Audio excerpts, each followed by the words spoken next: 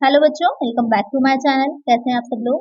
आज की वीडियो में मैं आप लोग के लिए इंस्टीट्यूशनल फ्रेमवर्क ऑफ बिजनेस के एमसीक्यू क्वेश्चंस लेकर के आई हूँ। ये फर्स्ट पार्ट है, इसमें आगे भी आपके और पार्ट्स आएंगे। तो आइए वीडियो को शुरू करते हैं, लेकिन शुरू करने से पहले चैनल को सब्सक्राइब नहीं किया, सब्सक्राइब कर लीजिए। इसी तरह के और वीडियोस के लिए वीडियो अच्छी लगेगी तो लाइक कर दीजिएगा और फ्रेंड्स के साथ वीडियो को शेयर भी कर दीजिएगा।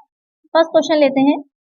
भारतीय रिजर्व बैंक की स्थापना डैश को हुई थी। The reserve Bank of India was established on dash. 1 अप्रैल 1935, 12 जुलाई 1982, 26 मई 2006, 30 सितंबर 2005। तो क्वेश्चन में आपसे पूछ रहा है कि जो रिजर्व बैंक ऑफ इंडिया है उसकी स्थापना कब हुई थी। ये जो आपका सब्जेक्ट है इंस्टीट्यूशनल फ्रेमवर्क ऑफ बिजनेस, इसमें जो मोस्टली आपका जो कंटेंट है या जो विषय सामग्री है, उसमें जो कंटेंट है जो आपको पढ़ना है उसमें ज्यादातर ये चीजें हैं कि किस तरह से आरबीआई क्या है, कैसे स्टैब्लिश हुआ था, किस जो नाबार्ड है वो क्या है, कमर्शियल बैंक क्या है। इसमें मेनली ये बताया गया है कि जो बिजनेस होता है उससे रिलेटेड जो इंस्टीट्यूशंस हैं जो उसको रेगुलेट करते हैं, उसके लिए नियम बनाते हैं, जो उसकी व्यवस्था से संबंधित है वो क्या है। तो उसमें आपका जो रिजर्व बैंक है, रिजर्व बैंक के बारे में पूछा गया है कि उसकी स्थापना कब की गई थी। तो इसकी स्थापना जो हुई थी वो 1 अप्रैल 1935 को हुई थी। इसका एक आंसर है ऑप्शन ए। दो क्वेश्चन आते हैं, एक पूछता है कि स्थापना कब हुई थी और दूसरा पूछता है कि राष्ट्रीयकरण कब हुआ था, नेशनलाइज कब हुआ था। तो नेशनलाइज कब हुआ था, 1949 में हुआ था। आगे स्टेटेड क्वेश्चन भी वो भी देखेंगे हम। यहाँ पर क्या एक आंसर है 1 अप्रैल 1935। एक आंसर होगा ऑप्शन ए। नेक्स्ट क्वेश्चन है, उन स्थानों पर आरबीआई के एजेंट के रूप में कौन काम करता है जहां उसका अपना कोई कार्यालय नहीं है। Who works as RBI's agent at place where it has no office of its own? State Bank of India, Ministry of Finance, Government of India, International Monetary Fund।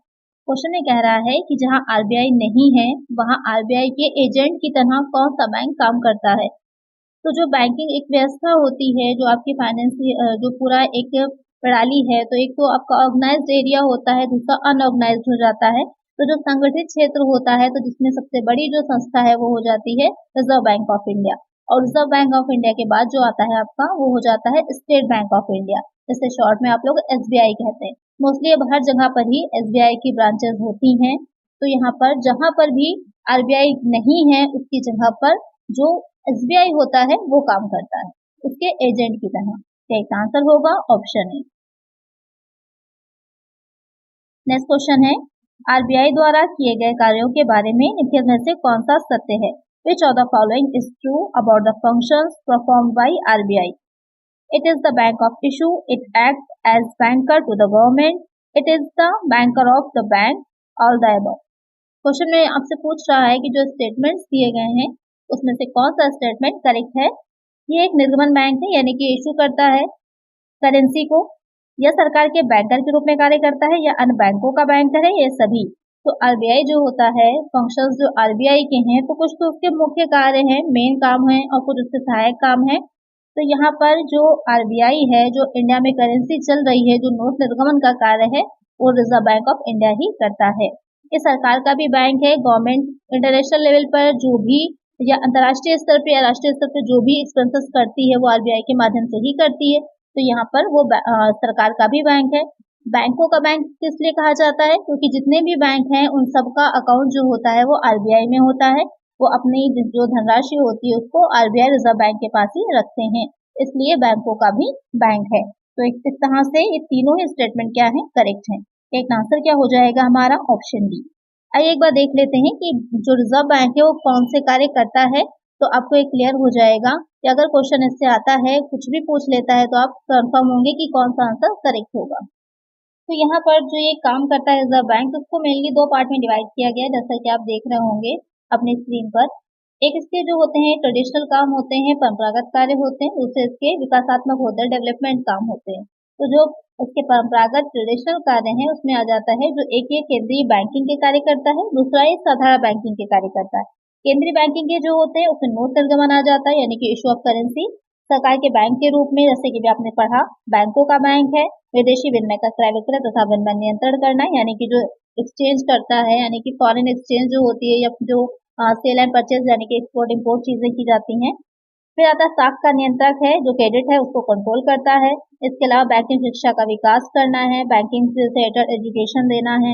आर्थिक सूचनाएं हैं, जो इकोनॉमिक इंफॉर्मेशन होती हैं, जैसे कि आपने पढ़ा होगा स्टैटिस्टिक्स में, जिसमें कि प्रकाशन का पब्लिकेशन जो होता है, जैसे कि सेकेंडरी डेटा के तरह यूज करते हैं हम लोग। तो जो रिजर्व बैंक है उसके भी अपने को जर्नल निकलते हैं, जिसमें वो सारी इंफॉर्मेशन दे रखी होती है।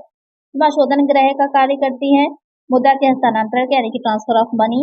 निर्यात सहायता यानी कि जो एक्सपोर्ट की जा रही है उसमें हेल्प करना, या फिर मुद्रा परिवर्तन का काम कि वहां पर हम एक्सचेंज करा सकते हैं मनी को, दूसरे देश की करेंसी को एक्सचेंज कराया जा सकता है। तो ये काम हो जाते हैं केंद्रीय बैंक के। और जो साधारण बैंकिंग के होते हैं, निक्षेप स्वीकार करना, डिपॉजिट को एक्सेप्ट करना। लेकिन यहाँ पे एक चीज ध्यान रखने वाली, जो निक्षेप होता है जनता से नहीं लेती है, यानी कि जनता जो सामान्य बैंक जो कमर्शियल बैंक होते हैं वो जनता से छोटी छोटी जमा को एकत्रित करते हैं। लेकिन जो रिजर्व बैंक होता है वो बैंकों का बैंक होता है, तो बैंक तो अपने अकाउंट्स में रख सकते हैं रिजर्व बैंक में, लेकिन आम जनता नहीं रख सकती। व्यापारिक एवं वाणिज्यिक बिलों का क्रय विक्रय करती है, यानी कि जो कमर्शियल बिल्स होते हैं उसको सेल और परचेज करना। कृषि बिलों का क्रय विक्रय यानी कि जो एग्रीकल्चर बिल होते हैं। लोन देती है, विदेशी प्रतिभूतियों का क्रय विक्रय यानी जो फॉरेन सिक्योरिटीज होती है उसको भी सेल और परचेज किया जा सकता है। ऋण लेना यानी कि आवश्यकता होने पर लोन भी ले सकते हैं। मूल्यवान धातुओं का क्रय विक्रय करना है, जैसे कि सोना चांदी है, ये सब चीजें। अन्य देशों के बैंकों से व्यवहार करना यानी कि जो अदर कंट्रीज के बैंक होते हैं उनके साथ गवर्नमेंट है रिजर्व बैंक के थ्रू लेन देन कर सकती है। और जो विकासात्मक कार्य डेवलपमेंटल फंक्शंस होगा इसका, वो हो जाता है बैंकिंग सुविधाओं का विस्तार करना, क्योंकि मैंने बताया कि सर्वोच्च संस्था है, सबसे पहले आरबीआई आता है, उसके बाद बाकी के बैंक्स आते हैं। तो यहाँ पर जो आरबीआई है वही क्या करता है, बैंकिंग से रिलेटेड जितने भी आगे उसको विकासात्मक कार्य है या किस तरह से जो है क्रेडिट कंट्रोल करना है, जो रेट्स होते हैं जैसे रेपो रेट है, रिवर्स रेपो रेट है, बैंक रेट है, कितना रखना है, जो मॉनेटरी पॉलिसी होती है, मौद्रिक नीति होती है वो बनाना है, ये सारे कार्य करता है। रिजर्व बैंक और कृषि शाख यानी एग्रीकल्चर क्रेडिट भी देता है। साथ ही रिजर्व बैंक औद्योगिक शाख यानी कि इंडस्ट्रियल क्रेडिट देता है। रिजर्व बैंक और लघु उद्योग जो एसएसआई होती है यानी कि स्मॉल स्केल इंडस्ट्रीज होती हैं उनके लिए भी लोन प्रोवाइड कराता है। कीमत स्तर की स्थिरता जो उसकी साख नियंत्रण की नीति होती है उससे क्या करता है, ये कोशिश करता है कि मार्केट में जो कीमत है, जो प्राइसेस हैं उसमें स्थिरता ला सके, जिससे कि इकोनॉमी में एक स्थिरता बनी रहे। तो ये सारे कार्य हो जाते हैं रिजर्व बैंक के। नेक्स्ट क्वेश्चन है नाबार्ड का अर्थ है। NABARD stands for national bank for agriculture and research development, national bank for analysis of rural development, national bank for agriculture and rural development, none of the above. NABARD का क्या अर्थ है या उसकी फुल फॉर्म क्या है? जब आप नाबार्ड की फुल फॉर्म समझ लेंगे तो आपको ये भी पता चल जाता है कि ये किस दिशा में, किस डायरेक्शन में काम करता है। तो नाबार्ड की फुल फॉर्म हो जाती है national bank for agriculture and rural development, यानी कि राष्ट्रीय कृषि और ग्रामीण विकास बैंक, यानी कि कृषि और जो एग्रीकल्चर होती है और जो रूरल डेवलपमेंट है उससे रिलेटेड ये काम करेगा। ये हो जाएगा आपका नाबार्ड। एक आंसर होगा ऑप्शन सी। नेक्स्ट क्वेश्चन है स्विफ्ट का पूर्ण रूप क्या है? What is the full form of Swift? Safe window for interbank financial transaction, safe window in case of financial transaction, society for world wide interbank financial telecommunication, safe window institute for transaction.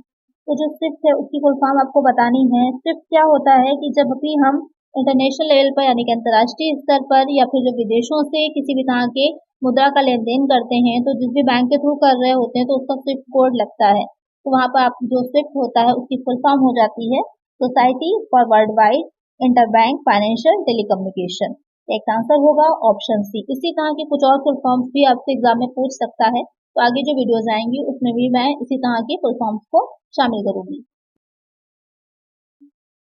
Next question पे चलते हैं। बैंकों के लिए आधार दर कौन निर्धारित करता है? Who sets up base rate for bank? Individual banks board, interest rate commission of India, RBI, none of the above. तो बैंकों के लिए आधार दर, क्योंकि मैंने पहले ही बताया था कि जो सर्वोच्च संस्था है वो कौन है, हमारा रिजर्व बैंक है, और जो ये रेट्स निर्धारित करता है वो भी रिजर्व बैंक ही निर्धारित करता है। तो यहाँ पर जो बेस रेट होता है बैंकों के लिए वो भी कौन बनाएगा? रिजर्व बैंक ऑफ इंडिया बनाएगा। तो एक आंसर हो जाएगा option C.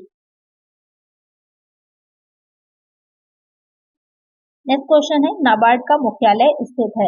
Headquarter of NABARD is located at Mangalore Karnataka, Mumbai Maharashtra, New Delhi, none of the above.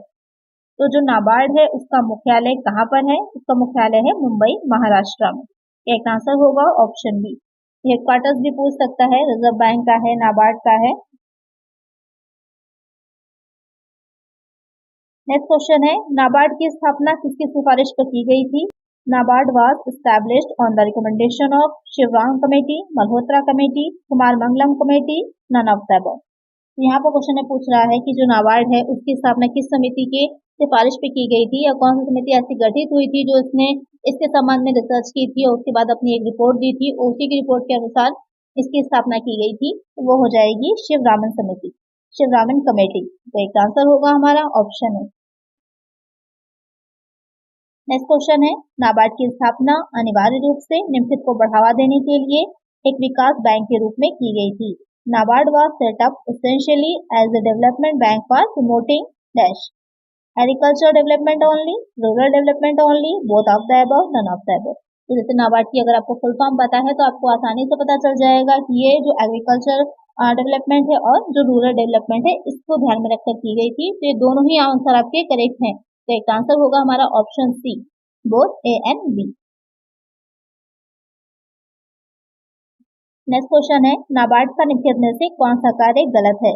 यानी कि आपको ये बताना है नीचे जो कार्य दे रखे हैं उसमें से कौन सा कार्य है जो नाबार्ड नहीं करता है। Which among the following functions of NABARD is incorrect? Question की लैंग्वेज समझना बहुत इंपॉर्टेंट है। अक्सर हम लोग यहीं पर गलती कर जाते हैं, क्वेश्चन की लैंग्वेज पे ध्यान नहीं देते कि क्वेश्चन हमसे पूछ क्या रहा है और जल्दबाजी में हम आंसर टिक कर देते हैं, वहाँ आंसर गलत हो जाता है। कई बार ये मिस्टेक होती है। तो इम्पोर्टेंट है ज्यादा से ज्यादा प्रैक्टिस करिए। जितना ज्यादा आप प्रैक्टिस करेंगे, जितनी बार आप उस क्वेश्चन की प्रैक्टिस करेंगे, उतना ज्यादा आपको उसकी लैंग्वेज समझ में आएगी। थ्योरेटिकल पढ़ लेना एक अलग चीज होती है, लेकिन उसको इम्प्लीमेंट करना कि क्वेश्चन की लैंग्वेज समझ में आए कि क्वेश्चन आपसे कह क्या रहा है, तो उसको ज्यादा से ज्यादा प्रैक्टिस की नीड होती है वहाँ पर। तो ज्यादा प्रैक्टिस किया करिए आप लोग, बार बार वीडियोस को देखा करिए जिससे कि आपको क्वेश्चन समझ में आए। तो यहाँ पर जो कह रहा है कि कौन सा स्टेटमेंट इसका जो है वो या जो कार्य दे रखे हैं वो गलत हो जाएंगे। तो पहला क्या है, providing finance and also refinance for production and marketing in the rural areas, coordination and advertising the operations of institution engaged in rural credit, promoting research in agriculture and rural development, none of the above।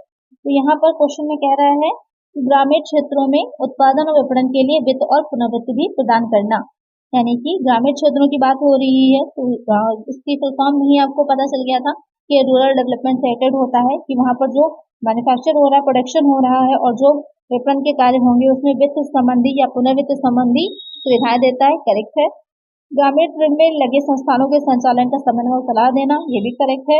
यानी ऐसे institution जो कि ग्रामीण क्षेत्र में कार्य कर रहे हैं उनका एम ये रहता है, उनका पर्पस ये रहेगा, ऑब्जेक्टिव ये रहता है कि जो एग्रीकल्चर लोन को प्रोवाइड किया जाए उसमें कोऑर्डिनेशन हो। कृषि और ग्रामीण विकास में अनुसंधान को बढ़ावा देना, बिल्कुल करेक्ट है कि इसके संबंध में जो रिसर्च की जा रही है उसमें भी ये सहयोग देता है, हेल्प करता है। तो ये तीनों ही कार्य हैं, करेक्ट है, इसमें से कुछ भी गलत नहीं है। तो हमारा आंसर क्या होगा? एक आंसर होगा हमारा option D, none of the above. कभी कभी ऑप्शन में जो आपके नन ऑफ द अबव दे रखा होता है वो भी आंसर होता है, लेकिन हम लोग क्या करते हैं, हम लोग को लगता है आंसर नहीं होगा तो हम लोग उस पर ध्यान नहीं देते, लेकिन वो भी आंसर हो सकता है। इसलिए जो भी ऑप्शन दे रखे हैं उसको कई बार रीड क्या करिए, कई बार पढ़ा करिए। एक आंसर है यहाँ पर ऑप्शन डी। नेक्स्ट क्वेश्चन है, CSR का अर्थ है, CSR stands for customer satisfaction responsibility, corporate social responsibility, corporate social reform, none of the above. Question में कह रहा है कि CSR का फुल फॉर्म क्या है। तो जो CSR होता है इसका फुल फॉर्म हो जाएगा कॉर्पोरेट सोशल रिस्पॉन्सिबिलिटी। जो भी निगम होते हैं या जो भी कंपनीज होती हैं उन सब की कुछ अपनी सामाजिक उत्तरदायित्व भी बनता है। क्या सामाजिक उत्तरदायित्व बनता है? तो यहाँ पर यह होता है कि जो भी क्वालिटी की प्रोवाइड कर रही है वो क्वालिटी अच्छी हो, सही रेट में प्रोवाइड करवाएं। इसके अलावा जो उनके क्या श्रमिक कार्य कर रहे हैं, उनकी फैमिली जो है, उनके बच्चों की शिक्षा की व्यवस्था है, या फिर कुछ इस तरह का प्रोडक्शन हो रहा है जिसमें कि धुआं बहुत निकलता हो या कुछ भी होता, तो जो रिफाइनिंग के लिए गवर्नमेंट ने प्रोसेस बना रखी है उन सब पर ध्यान दें, जिससे कि जो एनवायरनमेंट है उसको नुकसान ना पहुंचे, या जो वेस्टेज है उसको किस तरह से डिस्पोज करना है जिससे कि एनवायरनमेंट किसी तरह से प्रदूषित ना हो, पोल्यूटेड ना हो। तो ये सारी सोशल रिस्पॉन्सिबिलिटीज होती हैं जो एक जो एक कॉर्पोरेशन होती है, जो एक कंपनी होती है उसकी होंगी। तो यहाँ पर एक आंसर क्या हो जाएगा CSR की full form? Option B. Next question है, बैंकिंग विनियमन अधिनियम कब लागू हुआ? When did the banking regulation act come into effect? 16 March 1949, 10th March 1949, 12th March 1950, 6 March 1950। तो क्वेश्चन में कह रहा है कि बैंकिंग विनियमन यानी कि बैंकिंग रेगुलेशन एक्ट ये 1949 में बना था, ये हम लोग को पता है, लेकिन ये कब से लागू हुआ था, कब से इसने काम करना शुरू किया था। बहुत से ऐसे अधिनियम हैं या कंपनीज एक्ट हैं जो बने एक अलग डेट में थे, लेकिन उनको लागू जो किया गया था वो अलग डेट में किया गया था, तो ध्यान में रखिएगा इस चीज को भी। तो यहाँ पर जो बैंकिंग विनियमन अधिनियम है वो 16 मार्च 1949 को लागू हुआ था। एक आंसर होगा ऑप्शन ए। नेक्स्ट क्वेश्चन है, on which date RBI started working. RBI ने किस तिथि को काम करना शुरू किया। जैसे कि हमको पता है कि ये कब बना था, तो 1 अप्रैल 1935 को है, लेकिन इसने काम भी 1 अप्रैल 1935 को ही शुरू कर दिया था। ठीक, आंसर होगा हमारा ऑप्शन सी। यहाँ पर कंफ्यूज ना होइएगा कि आप कोई और डेट लगा दीजिए कि 1 जनवरी को किया होगा या उसकी बाद की कोई अगर दे रखी हो क्वेश्चन में आपके, 1 अप्रैल 1935 से ही शुरू किया था। ठीक, आंसर है ऑप्शन सी। नेक्स्ट क्वेश्चन है, in which year nationalization of Reserve Bank of India was done. भारतीय रिजर्व बैंक का राष्ट्रीयकरण किस वर्ष किया गया था। 1947, 1948, 1949, 1950। बहुत ही सिंपल से क्वेश्चन है ये, लेकिन क्या होता है कभी कभी हम लोग इसमें कंफ्यूज हो जाते हैं कि 1935 उसकी बनाने की डेट थी उसका, लेकिन नेशनलाइजेशन जो किया गया था वो किया गया था 1949 में। तो वहां पर हम लोग कभी कभी कंफ्यूज हो जाते हैं। डेट कब किया गया था, 1 जनवरी 1949 को। कंप्लीट डेट दे रखी हो तो 1 जनवरी 1949 को राष्ट्रीयकरण किया गया था। ठीक, आंसर हो जाएगा हमारा ऑप्शन सी।